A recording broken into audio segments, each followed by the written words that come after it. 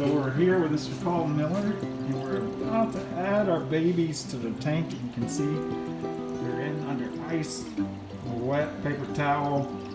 They've come up from Morrisville into the Adirondacks. There's our hatch basket.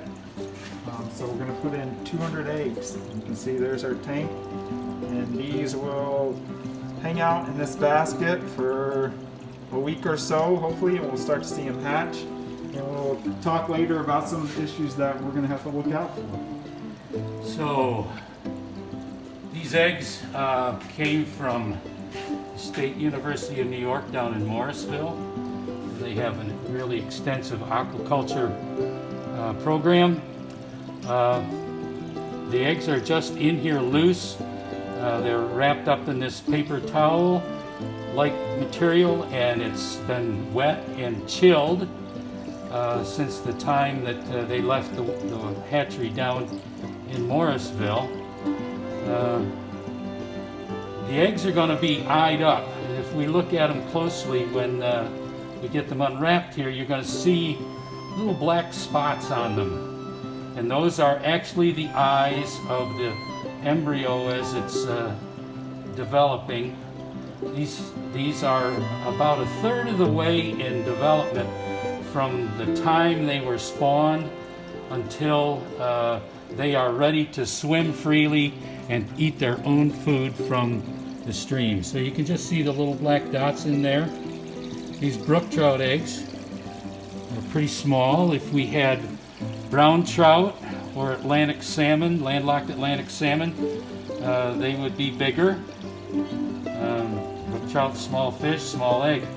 If you look closely, you'll be able to see some of these eyes and some of the eggs actually wiggling a little bit. Yep, there's movement.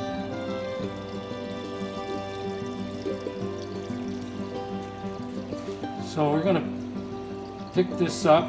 These guys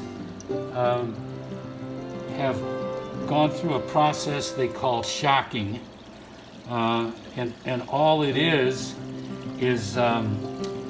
when they get to this stage, they in the hatchery they shake the trays that these are in with a little violence, and that any fish, any egg that's not sound will break, and so what we've got here is a population, a group of really strong fish with a good possibility, good likelihood of surviving this stage in their life and in survival and hatching and growing up to be fish.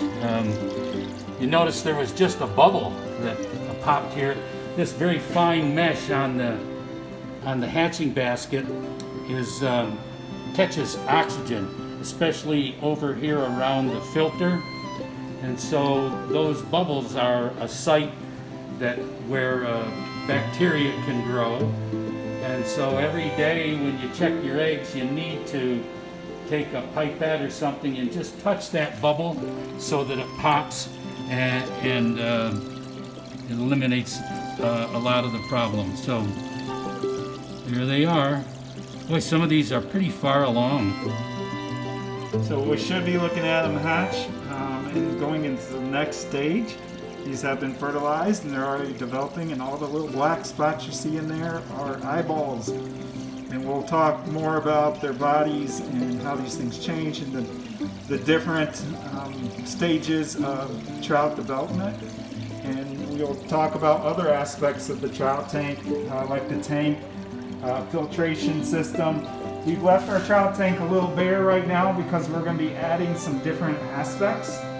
And we want to talk about those as we add them. So stay tuned. We're going to hear more from Mr. Miller, as well as other representatives from the Trout Unlimited and Tech program. So have a great weekend.